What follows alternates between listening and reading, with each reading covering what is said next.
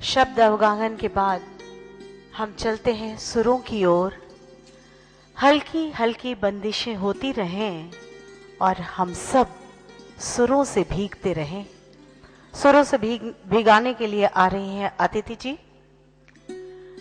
Doctor Aditi चक्रवर्ती जी ख्याल और ठुमरी गायकी की एक उज्जवल हस्ताक्षर है। गायकी की शुरुआत उन्होंने अपने पिता पंडित नारायण चक्रवर्ती जी से शुरू की। तत्पश्चात उन्होंने पंडित महादेव मिश्र जी से कुछ समय तक संगीत की शिक्षा, पंडित पशुपतिनाथ मिश्र जी से और पंडित मुकुंद विष्णु कॉन्वेंट जी से रागदारी और डॉक्टर वनमाला पर्वत जी के सानिध्य में पीएचडी उन्होंने संपन्न की। रविंद्र संगीत डॉक्टर रमा घोष, डॉक्टर तारा शंकर चौधरी से ली और कलकत्ता में अरुण भादुरी जी और तत्पश्चात ठुमरी साम्राज्ञी श्रीमती गिरिजा देवी तक उनकी यात्रा पहुंची। कई जगह ये अपने कार्यक्रम प्रस्तुत कर चुकी हैं। अपनी दिलकश आवाज में अदिति जी ख्याल से लेकर गजल तक एक निहायत ही सफल कलाकार हैं और कलकत्ता से लेकर दिल्ली तक संगीत के प्रेमी उन्हें बड़े चाव से सुनते हैं और बार बार सुनने की प्रक्रिया को दोहराना चाहते हैं। आज वो सबसे पहले पेश करेंगी मिर्जा गालिब की गजल।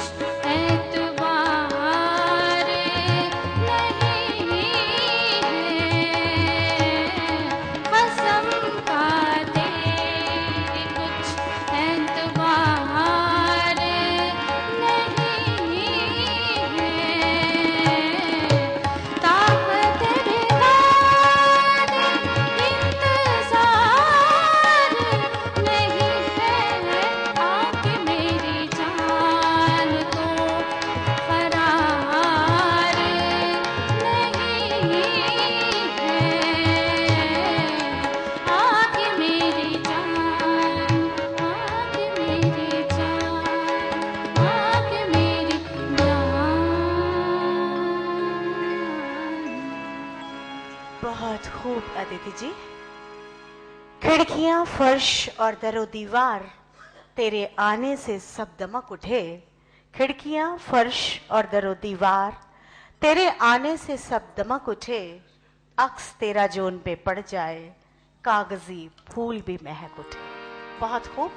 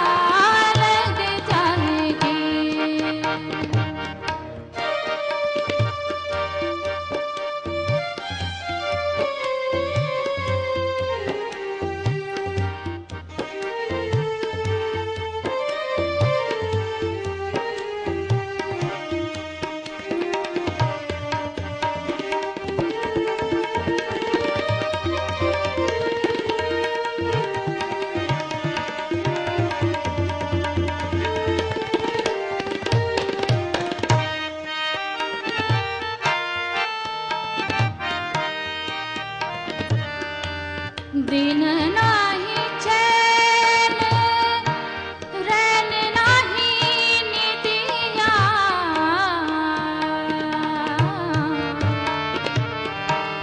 दिन नाही चैन,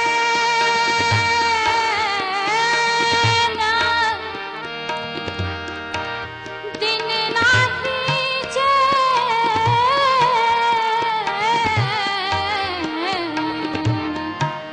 दिन नाही चैन, दिन नाही चैन,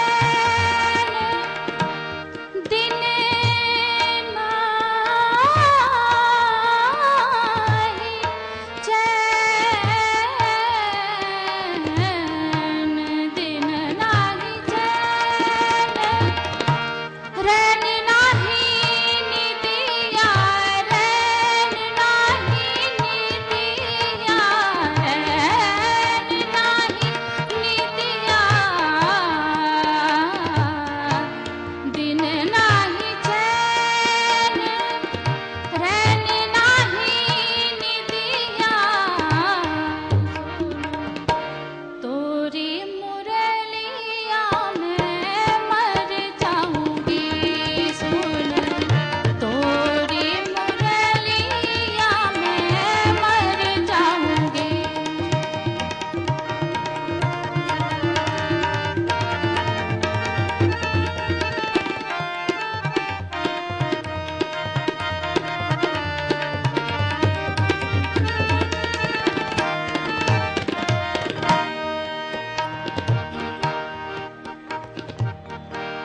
तुम्हारी याद,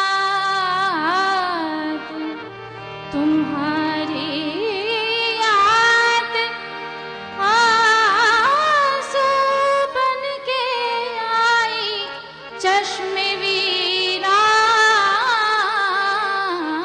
में, तुम्हारी याद आंसू बन के आई चश्मे वीरा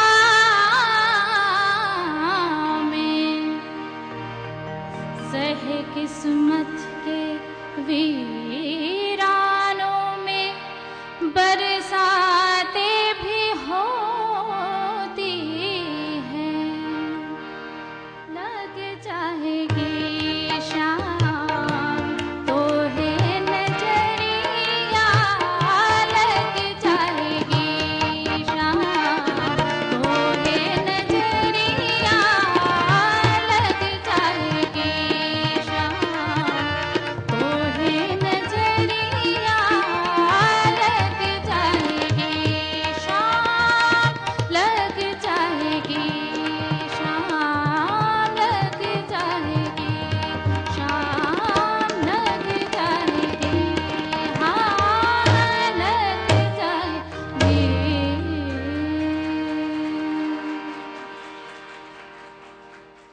If music be the food of love, play on. Shakespeare ने ये बात कितनी खूब कही थी, और मैं ये चाहता हूँ, हम सब चाहते भी थे कि अदिति चक्रवर्ती जी अपने इस साज और आवाज़ के साथ आगे बढ़ती रहें, लेकिन हमारे पास वक्त की बड़ी कमी भी है, क्योंकि इस प्रोग्राम के 2 चरण हैं। पहला चरण समाप्त हो चुका है, दूसरे चरण में मधुबाला एलिगेंट अवार्ड दिया जाना है। आइए अब मैं बहुत ही ख़ास जिस पूरे प्रोग्राम के बारे में, जिसने मुनक्किद किया है इस पूरे प्रोग्राम को और जिसके प्रेरणा स्रोत रहे हैं, हमारे उमा द अक। दरअसल एक बात मैं आपको ये बता दूं कि हमारे इस पूरे हिंदुस्तान में आज जो नैतिकता का पतन हुआ है, उसमें आध्यात्मिक सोच बहुत ज़रूरी है, और ये सोच जब तक नहीं होगी, हमारे दिलों में एक अंधेरा होगा। उस अंधेरे को दूर करने के लिए ज़रूरी है कि हम सब एक आध्यात्मिक क्रांति की ओर चलें। खून की क्रांति हो चुकी है, वैचारिक क्रांति अब करना है। उस क्रांति में एक मशाल जलाना है हमें, और उस वह है आध्यात्मिक क्रांति। स्पिरिचुअल गुरु उमा द अक, आप सब जानते ही हैं, उमा द अक इस पूरे संस्था के रूए रवां हमारे, उन्होंने हेरॉल्ड किया है, अशर किया है हम सबको। जिस तरह से उन्होंने हम सब की बात और इस पूरे समाज को जिस तरह से उन्होंने जागरूक किया है, सामाजिक जागरूकता पैदा की है, हम उनके शुक्रगुजार हैं। हमारे बीच में उस सारे प्रोग्राम को भी देख रहे हैं, अपने गेस्ट को भी देख रहे हैं, उनके विचार उनके दिमाग में घूम रहे हैं। एक बार का किस्सा ये है, मैं आपको ये अर्ज कर दूं कि एक समंदर के किनारे जब दो केकड़े घूम रहे थे और एक सीप के पास से गुजरे, तो सीप ने कहा कि मेरे पेट में बहुत जोर जोर का दर्द हो रहा है, जैसे लग रहा है कोई गोल गोल चीज घूम रही है।